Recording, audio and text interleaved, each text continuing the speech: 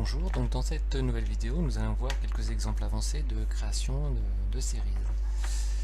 Donc nous avons préalablement chargé notre environnement Panda, NumPy ainsi que les différents paramétrages de Jupyter. Donc là en fait nous allons créer une série à partir d'un scalaire. Donc on va la créer et on veut créer typiquement 5 lignes dans cette série. Donc on crée notre objet Panda, hop, series, et en fait on veut donc créer cette série avec que des 2 et on veut créer 5 lignes avec la valeur 2. Donc on va créer un index pour lui donner la taille. Et voilà. Donc la série a été créée avec 5 lignes, donc numérotées de 0 à 4, et le chiffre 2 a été répété 5 fois. On peut également spécifier comme un index manuel, comme nous avions vu dans la vidéo précédente. Donc on peut créer une nouvelle série avec donc un index que l'on spécifie manuellement. Donc là nous allons créer 4 lignes. Et oui, j'ai oublié de mettre égal, donc voilà, avec égal c'est mieux.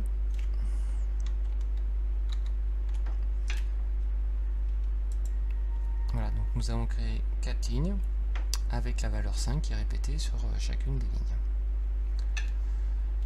On peut également créer à partir d'un dictionnaire, donc ça on l'avait vu dans la vidéo précédente, mais cette fois-ci je vais introduire une petite subtilité.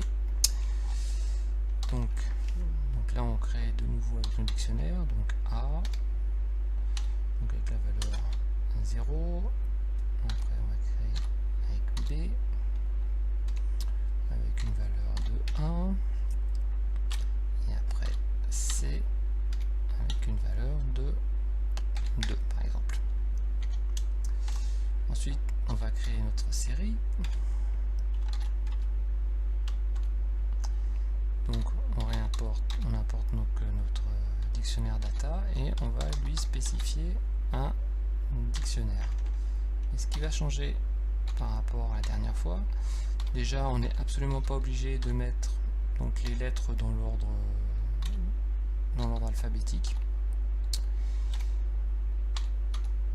Voilà, donc c'est des lettres un peu dans le désordre, et donc vous remarquerez que dans les datas nous avions 3 valeurs et dans l'index j'ai 4 valeurs. Donc on va voir comment Panda arrive à s'y retrouver avec cela. Voilà, donc la série a bien été créée. Donc nous avons les valeurs d'index telles qu'elles avaient été spécifiées dans l'ordre, donc B, C, D, A.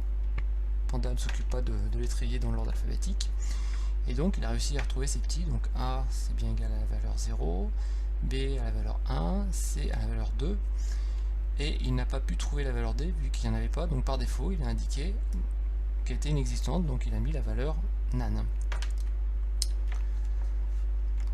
Après nous allons créer une série avec on va dire des valeurs, une série avec des nombres impairs par exemple. Donc on crée une série, donc là on va faire objet, on va utiliser l'objet rand et on va dire que l'on crée une série de 1 à 10 avec un pas de 2, de telle manière à avoir que des objets impairs vu qu'on commence à partir de 1. Donc là ça a créé 1, 3, 5, 7, 9 jusqu'à 10. Donc comme 10 n'est pas un chiffre impair, ça s'est arrêté à 9. Voilà, donc ça nous permet de créer rapidement des séries de chiffres pairs ou impairs suivant la spécification de range. On peut également créer un index dans l'ordre alphabétique sans avoir forcément à tout saisir. Donc là pareil, on commence, series.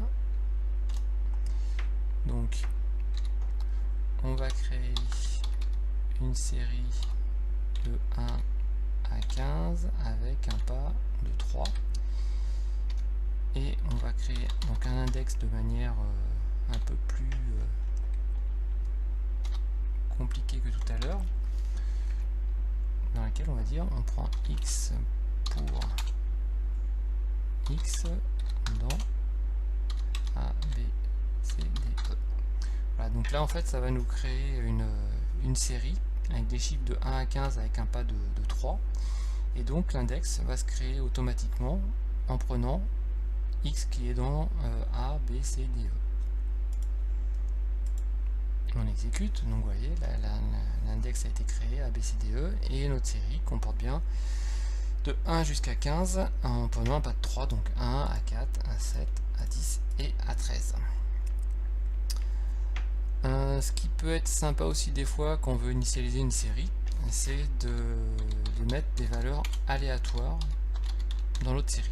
Donc pour cela on importe la librairie random, voilà, et nous créons notre série avec des valeurs aléatoires. Donc random, donc sample, donc on va créer des valeurs aléatoires entre 0 et 100, et on veut créer une série avec 6 éléments. Voilà, donc on a 6 éléments, et donc avec des valeurs aléatoires entre 0 et 100, donc on a 45, 25, 74, 54, 8 et 69. Le dernier exemple, c'est un exemple un peu plus poussé qui utilise Python. Donc là nous allons combiner des listes. Donc on a une variable qu'on va appeler x, on va utiliser donc un dictionnaire, et là on va utiliser la commande Python zip qui va nous permettre de créer un dictionnaire en fusionnant des listes. Donc on va faire pour x for x dans A, B, C, D, E, F, G. Donc ça sera là, notre index, et on va rajouter donc range 1 à 8. Donc là en fait ça va nous créer donc un dictionnaire, donc on va le voir de suite. Hop, x, ça va nous créer un dictionnaire donc avec des valeurs A, B, C, D, F, G qui équivaut aux chiffres de 1 à 8. Voilà, donc A, B, C, D, et donc des chiffres qui vont de 1 jusqu'à 7. Ensuite, on va créer donc une série en réimportant la variable x que nous avions créée précédemment, qui est un dictionnaire. Donc là, on a déjà fait ce cas-là, donc là, il n'y aura pas de souci. Donc là, voilà, on a notre nouvelle série de A à G avec des valeurs de 1 à 7. Voilà, à très bientôt.